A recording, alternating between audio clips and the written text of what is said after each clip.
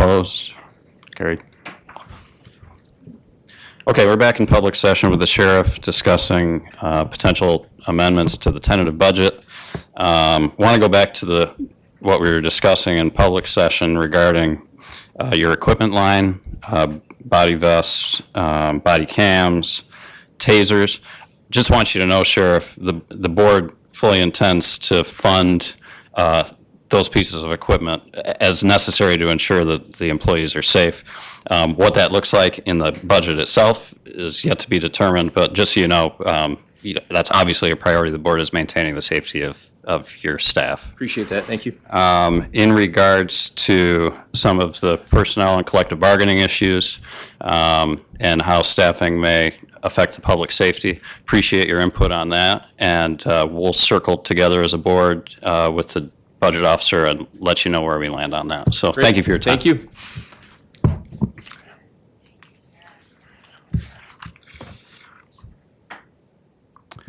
Okay, so we're still in, we lost. Let's do this. Let's entertain a motion to take the agenda out of order. Still work to do in item 4, but let's move down with a motion to address item 5 in the agenda. Anyone have a motion there? Thank you, Mr. Havey, seconded by Mr. Fanton. All those in favor say aye. Opposed, and that's carried. All right, so let's knock this out real fast. Who at the back table wants to tee this up for me? This is Animal Abuse Registry. County Attorney.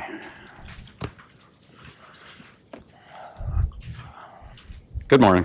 Good morning.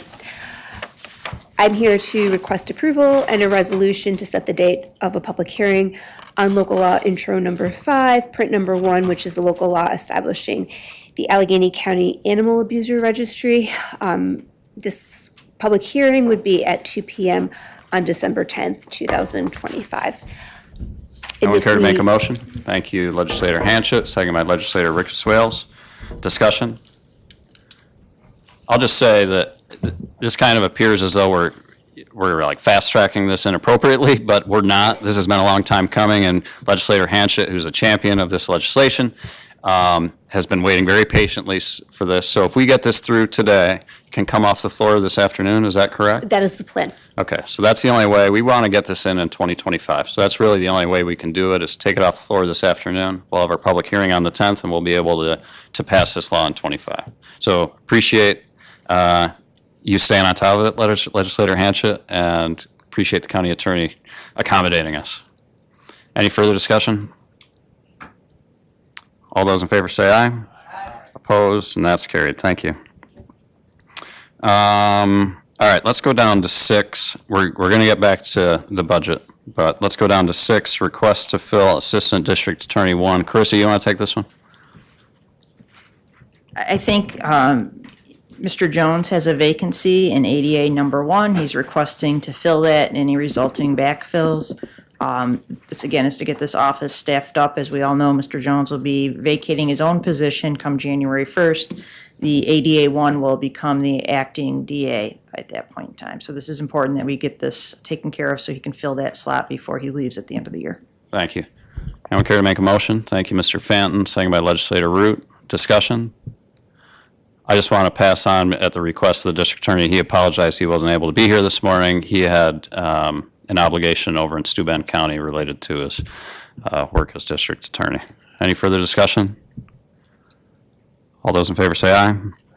Opposed, and that's carried. All right, so let's go down. Let's hit these 3 budget items in number 7, and then we can, following those, circle back to any general budget discussion on the tentative and any amendments you guys want to discuss. So, airport funding. Now, I should say for these 3, these are all to be considered in the 25 budget. So what the board does in this regard, as far as funding or not funding these items, is not going to have an effect on the 26 tentative. But it's still, even though these things, well, I shouldn't say all of them, are either budgeted or not budgeted, they need to be addressed in 25 if we don't want them to affect the 26 budget. So starting with airport funding. Am I correct, Terry, that this has been funded in the 25 budget? the request for $50,000? She's looking right now. She's got the pen in her mouth. It's hard to talk. Yep.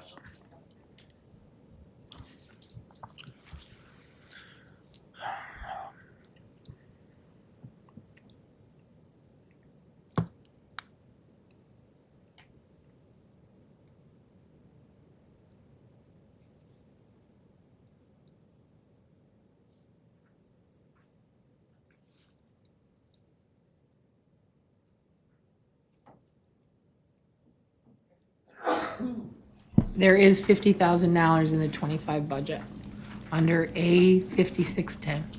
Okay. All right, so you guys want action on this today, right, admin?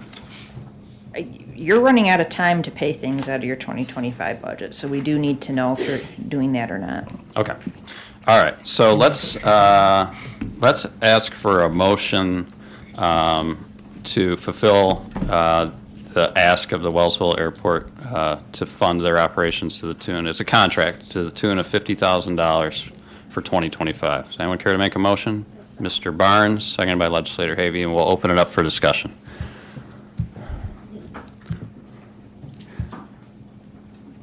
Mr. Healy.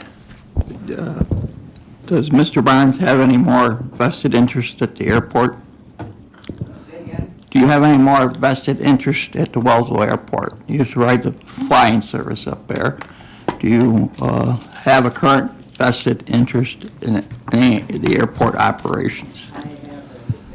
Can you turn your microphone on, Mr. Barnes, please? I have an airplane at the airport that I pay $3,500 a year in hangar rent. So that could affect that? Good, let's, okay, fair question. I don't want to go down I don't want to early on in this Down a rabbit conversation. hole. I just wondered that, so. Legislator Root. I just want to make sure I understand this correctly. The $50,000 was already put into the 2025 budget. Correct. It's already been budgeted. It's not going to impact us whatsoever because it's already been factored in. We're not talking about going forward in the 2026 budget. That's correct. They would have to come back and make another request for the 2026. Is that correct? That's correct. Okay. And they have made it, we just didn't budget for it. No, we did budget for it in 26.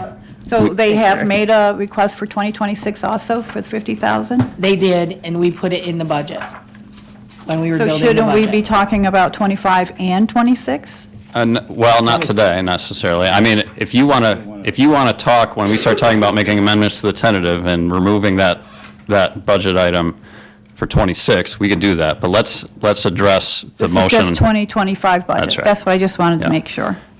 I mean, and practically, if we don't fund it, then it falls back to fund balance. So there is a benefit to the county in 26 that $50,000 would be there. Mr. Bissett? So we've already approved 2025 for the funding. Yes. So this is just to redact that. No, it's to expend it. It was budgeted. It hasn't been approved. It's to approve Got the it. contract to spend it. Okay, Thank you. To, yes. Thank you. Legislator But we put it into the 2025 budget for $50,000, but that doesn't mean we have to appropriate the whole $50,000. Mr. Healy? I just one other question here. I think there's a one building they took off the tax roll some time ago. It used to be Palmer Aeromotive at one time, and what was it after that, Gary? But then you got the other building, the IDA, took off on that same road off the GE's hands, and so you got about $7 million between the airport and all those buildings up there. That nobody's paying taxes on, so they're not on the tax roll. But that's about $7 million worth of assessment, I believe. So I just wanted everybody to know that. Thank you. Mr. Havey? I think the building that you're speaking of that GE occupied, I think that really has nothing to do with the airport. Mr. Stockton? I I just go on the record that I see value in the airport to the whole county, but I'm never very sure about the amount of money we should spend on it. But I do not question that it has value for the county-wide. Mr. Fanton? Yeah, I agree with Phil on that. I see some value for it, and, you know, there's issues that everybody's got their little thing that they worry about, but I think it's a help, and if we can do it, we need to do it. Mr. Havey? I know that we've talked a lot about the 2026 budget, and I know that money is tight, and I still want to support this. I believe that, as my other legislators here have mentioned, it is a benefit to the county, and it's becoming more of a benefit as time goes on and it becomes more important to with Mercy Flight, that would be an example of how it's becoming more and more beneficial to the county. So I'm going to continue to support this. I know money is tight. I had to think about it a couple of times, but I'm going to still support it. Thank you. Further discussion? Does anyone know, sorry to be asking a question like this, but does the town do its town government work at the airport? Is that what's happening? Mr. Havey? What? Currently, they do, and that was because they've been waiting for a new building to be built within the village. The building has been completed to a certain degree. It's supposed to be a DPW garage, which that part has been completed, and the office part was going to be finished later. And I'm not sure of the timeline, but I think that they're very near completion on that. And that would mean that any facilities for the town would move out of the airport and to their new facilities. It was temporary anyhow.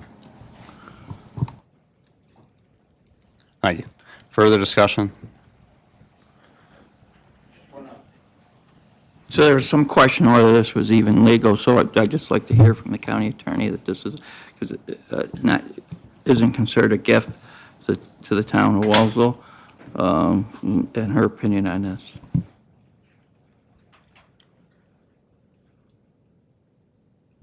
This appropriation is legal and permissible under county law. Fortified by the local law? Fortified and based on our local law. Okay. Further discussion? So, opportunity to do a roll call vote when this comes in front of the full board. So everybody comfortable doing a voice vote on this? If it's a close one and we can't tell, we'll do a roll call. Okay, I'll call the question. All those in favor say aye. Aye. Opposed? No. 2 noes? Okay, that passes. All right, that one's done. EDO funding. Ms. Knapp, you want to help us? Thank you. I've spoken to the new EDO, Economic Development Organization. As we know, they are a new organization that was formed in furtherance of our strategic plan for economic development. They are looking for some funding. They don't have any funding sources now as they are brand new. They're looking for things to help them start up.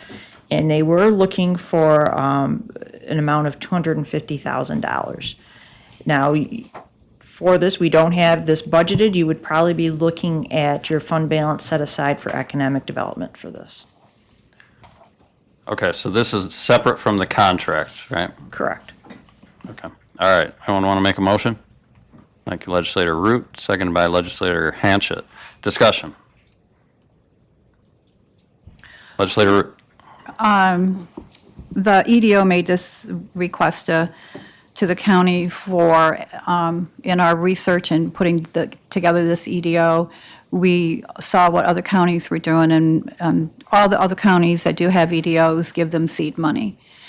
So we looked at how we could get started and get started up, and so we did request that this $250,000 come from the economic development, the $7.4 million that was already set aside for economic development. Some of the money that we have taken out of that funding has gone to Delta for grant funding. So we thought this was a way that economic development could help the startup of economic development organization without hitting our budget. This money will go into startup seed money. The EDO, we try to apply for some, we intend to apply for other grant fundings, but most of the time we have to have matching funds before we can move ahead with that. So this would be a great way to start and get this organization up and running. We have, let me see, I'll pull it up in my letter. We have a budget of about $653,000. We're looking for funding from Allegheny County. We're looking for grant funding. We're looking for private business funding. We're looking at community chambers for funding, revenue sources down the road. We're looking at service fees. We're looking at in-kind donations. So we're not just looking for the county to support us, but this will get us started up. This will give us some money in the bank so we can go out and start looking for different funding. Thank you. Mr. Finn? Yeah, I have a question. How much is the IDA investing in this? The IDA invested close to $18,000 to do all the legal fees to get us up and running. Well, they're a large part. IDA is economic development also. I don't understand. They've got $5 million in the slush fund, and I'd like to see them come up with some money to help support the same as we are. So that's my thought on it. I'm not saying that they won't do it. I'm just saying it would be a road that we need to go down to see if they'll at least do what they're supposed to do, which is The EDO would be economic very development. willing to go to the IDA and see what we can do. We're already working together collectively on several projects, so we are in the same bucket and working together, so that's a possibility, Dwight. They've never had the money, they've never had the money before for us to go and ask for this. Well, I'm not opposed to this. I'm just saying, I didn't like some of the language in the contract about use of county for cars and all that stuff, but that's over the bridge. I did vote for it, but I think we'd like to get a commitment from the IDA. I think I have a history with this IDA. It goes back a long ways. So we kept them in business for 15 years, or 20 now. And they didn't have any money at all. So we as a county did everything we could do to keep that operation. And my opinion, when we go to them and we want something from the IDA, they are very uncooperative. They do not come around and give us cooperation on what we need. That's just like with the building down there. So anyways, I'm of that opinion that the IDA needs to come up with some money and at least match what we've put into it. So, thank you. Okay, let's go Mike, then Jen, then Jan. I agree with Mr. Fanton. The IDA, that's their main function, is to, right, is to encourage and promote economic development in the county and assist with that. And then I'm not against supporting this by any means either. I think we're all behind the general idea. We'll see how it all rolls out in the end. But IDA has plenty of money. I wish they'd ponied up the money before the county was asked for it. But I'll support this no matter what. Thank you. Thank you. Jen? I just thought it might be helpful for me and maybe for the public to review the seed money will help them like with an office, or are they going to be at Crossroads? Where will this office be? Well, we don't know at this point. Okay, so it won't be Where at it could be. Crossroads. Well, it depends on how long Crossroads is there. Right. Right. Okay, but, so the next, You know, hopefully, the IDA and the EDO can have some shared office space wherever. If that is maybe down in the Heritage Center, yes, we would be looking for office space. okay. And then the next thing I would just thought would be good for me and maybe the public would be, could you review who's on the EDO besides Ashley and where they're from? You want the board? Yeah. So, yes, I'll be glad to tell you that. Let me make a list so I don't forget anyone. Terry Laux from Cuba is on the board.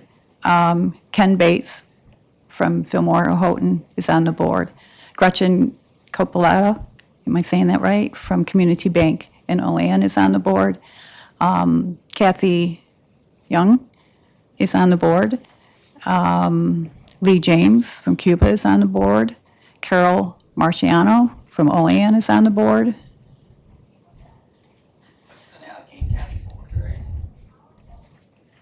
Yes. No, we did not, in our board rules, we did not say you had to be in Allegheny County to be on this board. We need your microphone, Mike, if you're going to make comment. So this is supposed to be an Allegheny County board, and we got all these people from Olean on there. I got a problem. I think we have two people from Olean, and I don't really know where Gretchen lives. I think she works in So we Olean went, office. let's go back to when the But her IDA business had, does a lot of work in Allegheny yeah, County. IDA had Cattaraugus County. He had a cottage at Cuba Lake, but he was a Cattaraugus County businessman on there, which should never happened either. Same time we lost the cheese plant over there, and I think he went off the board not too long after that.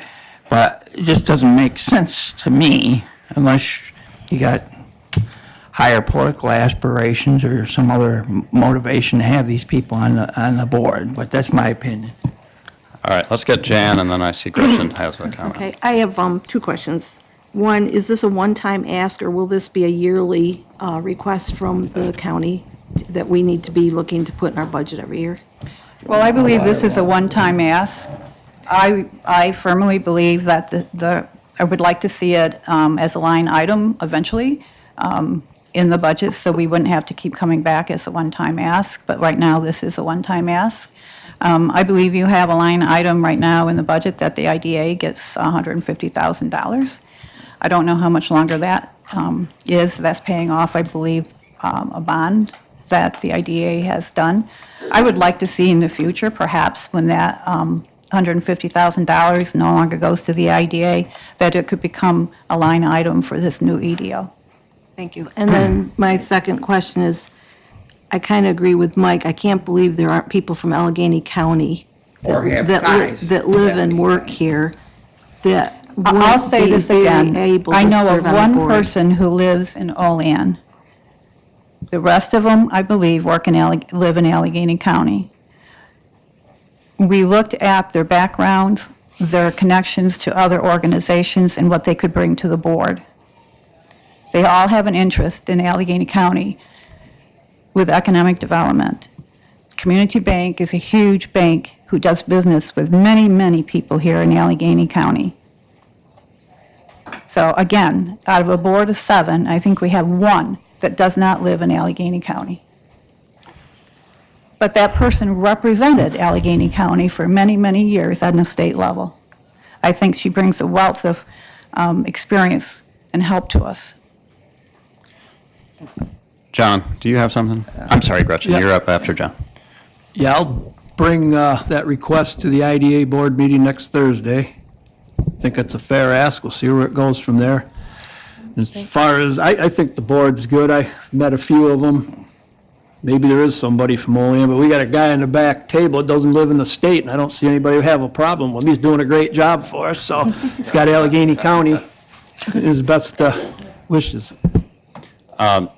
We're in the last year of a 3-year with a IDA contract for $150,000. Gretchen? I just wanted to reiterate about the board too. Deb actually said what I was going to say. Having a well-rounded board with that experience, I think, is very important. And I think there is just one person. But when you're doing economic development too, just as when you were bringing other people in, you expand your range. I mean, I think Gretchen, she's on the STITO board and helps bring loans to businesses for Allegheny County too. So I think it's well-rounded, and I'm pretty happy with the board, excited about them moving forward.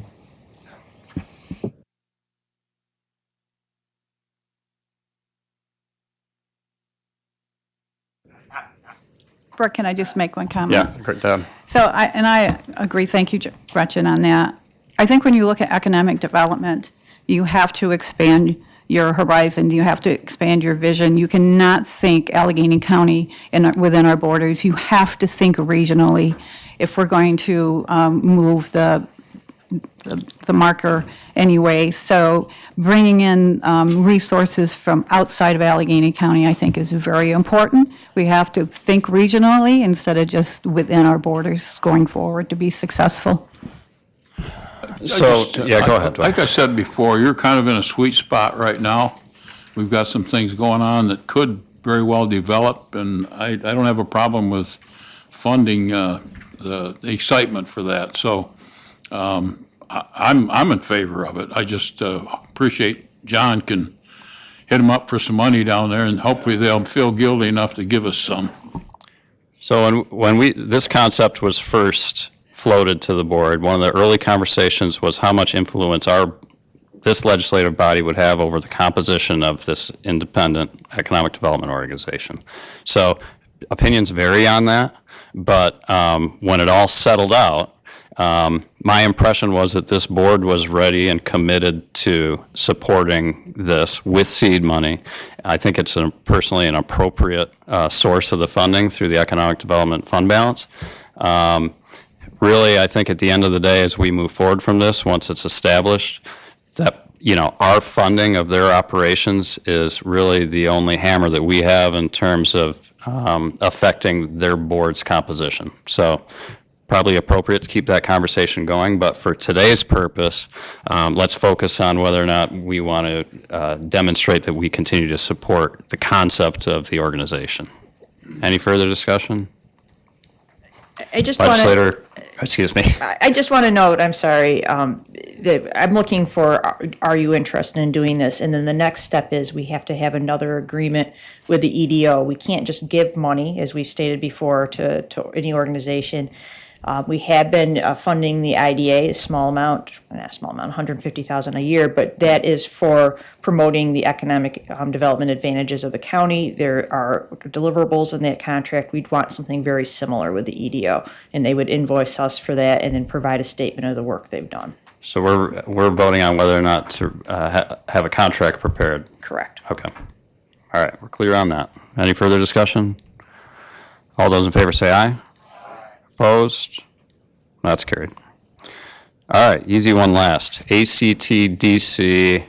Let's give Deb a break and have Carissa address this one.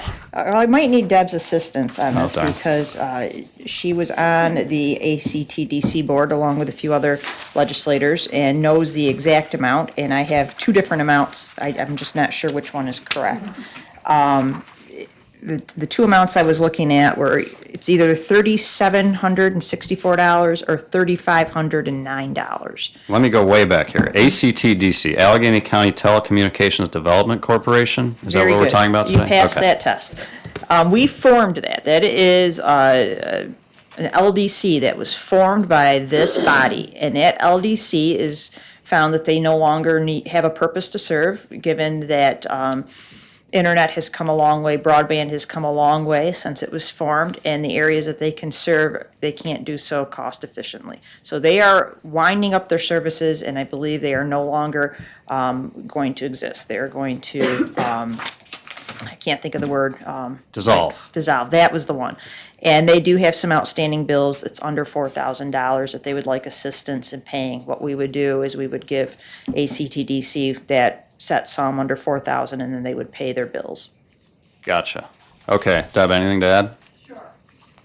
This has been, we had just some background information. We had a contract with First Light.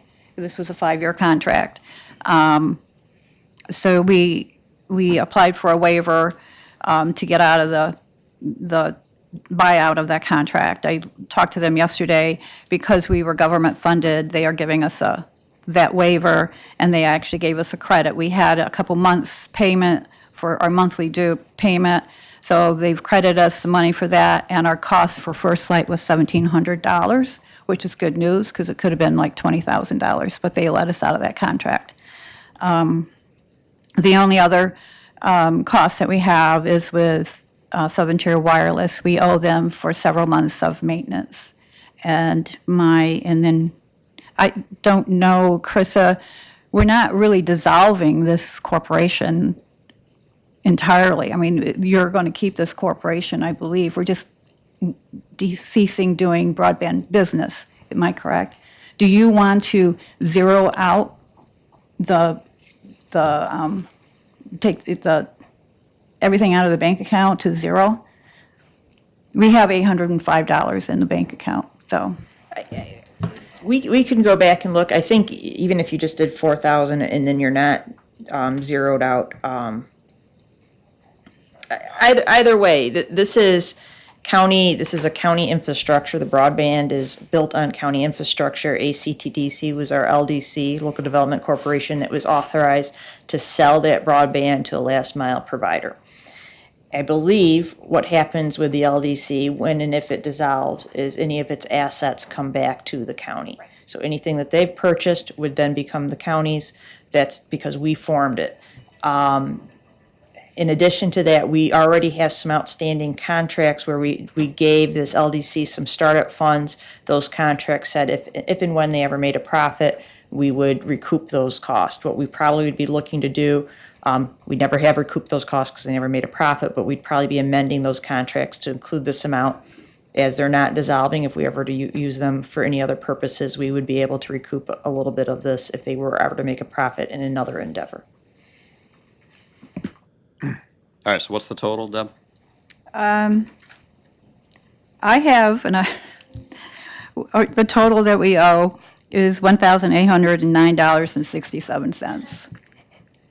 Where was Once that? we got the credit back from First Light. Okay, so what, that 4,000 something, that's not accurate? Well, that was before I knew that didn't have to pay some of that.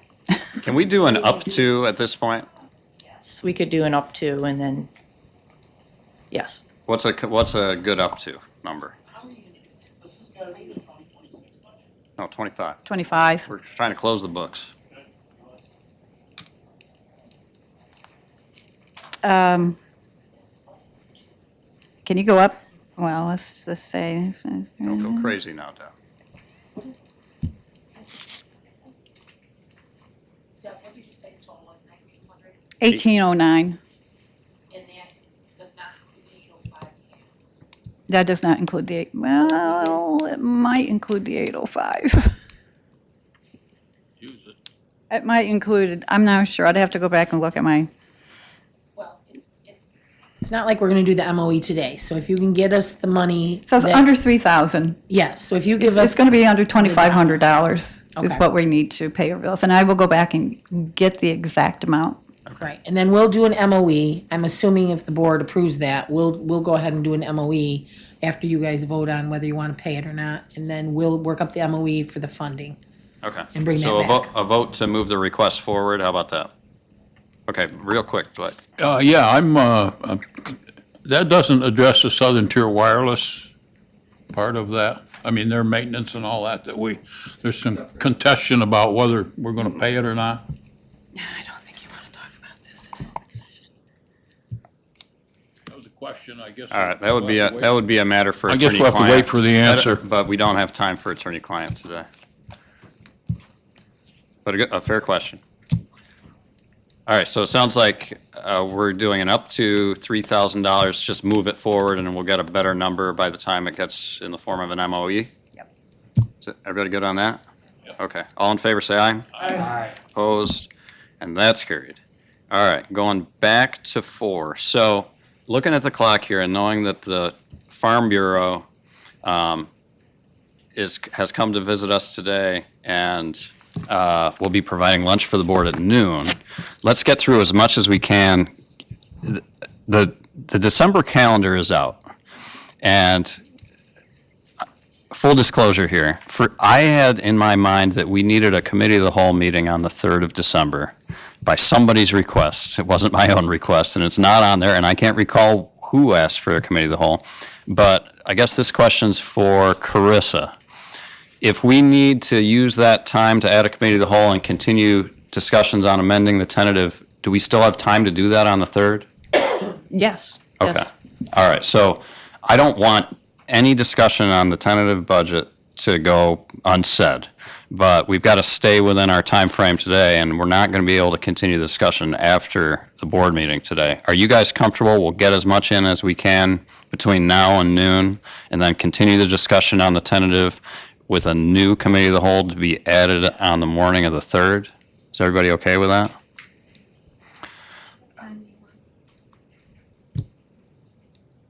10. We work better under pressure. All right, so let's talk tentative. And the way we're going to do this is, I know there are legislators that have questions, specific questions on the tentative and opportunities that we may have as a board to amend the tentative to, again, trim the fat a little bit. Does anyone want to get us started here with, now, we've got the budget officer, the deputy budget officer. They're the ones that are best versed in this budget, and let's just throw stuff out there and see what happens. Jan? All right, I'll start. Thank you. First, I want to thank Terry, Jen, and Chris for meeting with 3 of us yesterday. It was really great to be able to sit down one-on-one, and we all had questions. We got them answered. So in reality, I don't have a whole lot more questions because most of them were answered yesterday. So I really do appreciate that time. We spent a lot of time, and it was time very well spent. I think we did a disservice to our department heads, and this is partly my fault, by not having come in. I think next year we should reconsider having a time where they each come in, because there were a lot of questions this year when we're trying to, it's a tough year and it's not going to get better. So I think we need to reinstate that time where we spend a day and each department head gets to present their budget and defend it or whatever. And I'm hoping everybody on the board will come in with questions to ask them so we're not wasting their time. As far as cuts in the budget go, obviously overtime was a huge concern. There were other concerns that were addressed, and one was the number of vacant, unfilled positions. I'm not saying that we're not going to ever fill them, but I think it's one of those things that we have to look at. I came up with over $2 million worth of unfilled positions. And I think that, maybe we look at, okay, don't fill them for 6 months. I'm not saying we don't ever fill them. We certainly don't want to eliminate the positions, because then if you do need them, you've got to recreate them. So that was just one of the big topics that we looked at. There were several others, and I'll let John and Charlie, if they'd like to continue with that. John? Yeah, I had probably $350,000, $400,000 in cuts I ran by Terry. She didn't shoot me down too bad. She had to correct me on a few things. Other things I think she agreed with, she's going to get back with, because I gave her generalities instead of going through line by line, just all different departments for mainly travel, expenses, schooling, and conference. A lot of that was just, I think a lot of those conferences you could do at home. Some of them you can't. But it's not like gutting everybody's budget. So that was my big thing. So I figure there's probably $250,000 right there without, nobody's getting beat up, nobody's losing a job. So that was the gist of mine. I'm still looking, though. Charlie? Thank you. This being my first budget season, the one thing that stands out to me, and again, thank you, Terry and Jenna, for helping us, was the amount of overtime. I would really like to see, I guess, put it on the department heads to try to minimize the OT as much as they can contractually. Then, as John mentioned with conferences, you get to travel and the amount of people attending the conferences, if they have to attend a conference, because we still need continuing education. But do you need 3 people going to it? Could just one person go to it, or 2? So that type of thing. If the department heads could really tighten their belts on things like that, I could see a substantial savings also. Mike? Once again, I'll render my opinion that I think the Committee of Jurisdiction, and this be going forward, chair or their designee, they might have somebody more qualified they feel on their committee that ought to sit down and go through the budgets with each of their departments under their jurisdiction. Having the people come in, and I'm all for that, having the department heads come in and present it, but that's more or less probably a show, a public show, like our budget committee currently is. But if the department head sat down and went over it with the chairman of jurisdiction of that committee, then I think they would at least have a better handle on it. Just out of curiosity, Mike, where would you see that process falling in the steps we take to get to a enacted budget? Well, we used to do it, when I first came on the board, we did that, but then I sat down with the Chairman Crandall and myself, and John Margison sat down with the sheriff at the time, Bill Tompkins, was one of the departments I did as public safety chairman, and went through it. But after, I think, the second year, they just quit, at least quit doing it with me. I don't know if, I think the chairman and the administrator obviously still did it. But when? But it was early. Before the budget? It was early in the year. Before the department head request? Spring. It was in the Okay. spring. So before the department heads make the request to the budget officer? That is not my recollection. It was done before the tentative was released. And it was originally admin and the chairman of the board, chairman of the committee, and they reviewed it with the department heads. So the budget officers were there, the chairman of the board, the chairman of the committee. It got expanded where it was opened up to the budget committee because Kurt created a finance committee. At that point in time, the finance committee met with the department heads, and this was all prior to a tentative. And then it became where the budget committee met. And then it was open, it was always open to everyone, anybody could have come. But early on, it was really just the chairman of the committee, the department head, the budget officers, and the chairman of the board.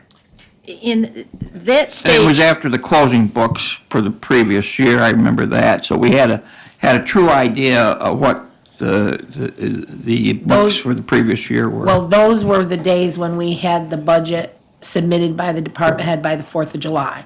So it was between 4th of July and the end of August that the department heads met with the people. Okay, Ms. Knapp.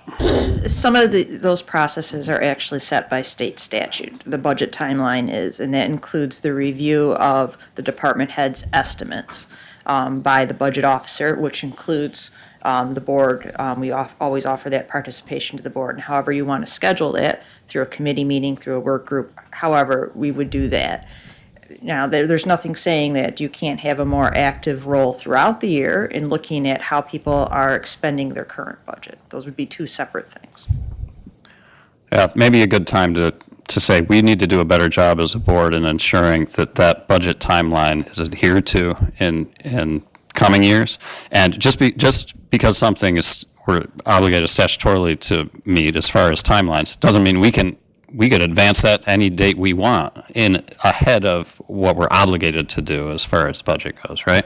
Correct. And timelines, like, department heads can be no later by state statute than September 30th. And this is the first year, I believe, we've ever had to have the budget officer send a warning note to all the department heads. If you do not get your department estimates to the budget officer by September 30th, I have to, by statute, write your budget for that department.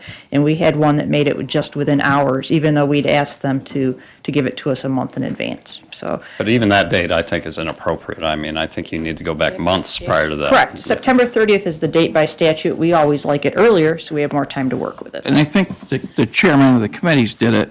It was right after the state closed their books, and we knew exactly what our true picture was so it was what, April 1st? Mike, are you referring to the Big Six reports? That's Yeah. different than the budget. Right, so after the state, all your books have been reconciled for the previous year. That is what date? The 1st of April? Well, no, the state report is due April 30th. So, but prior to any of what you guys are doing now, Kurt had the departments, the Big Six departments came in on a quarterly basis and reported to you where they were with their budget. That happened all the time. And then all the other departments submitted biannually, ones by paper. But the board, the budget committee actually met with the big six committees. They reported to the budget committee their actions for the year. And that was their current budget. And that was their current budget, not the forthcoming budget. So, So there's yes. a couple different things that are mixed in this conversation, but But, yeah, I think we could do a better job, though. Thank you. So I'm not hearing any specific requests to amend. Are you waiting, like, I'm just going to ask you, John, because you mentioned it. Are you waiting for budget officer to come back with some better detail about proposed amendments to the tentative? Yes. Okay. Anybody else? I mean, I guess this would, if we're going to do it this way, the best thing to do would be, let's get it out there now and ask the budget officer to come back with some specific recommendations for amendments to the tentative that we can consider at this new committee of the whole on the 3rd. Any other thoughts? Mr. Chairman, Yes. I would just like to express, I know there's been a lot of talk about overtime being the extreme issue. I'm just curious if is any other departments been looked at, or has it just been the focus on the sheriff's department? Well, we looked at DSS too. We cut theirs by $300,000. The report I pulled last night was every single department, and you do have other departments that are either paying out over 20 grand per person in overtime, or you're allowing people to earn over a week in comp time. That I just note that seems excessive, so I probably would want to follow up with that department head and ask why these particular people are earning so much overtime or banking so much comp time. Because some of it is, I look at and it's apparent, I know what they're up to, and others I look at and I can't tell you why they're earning that much overtime.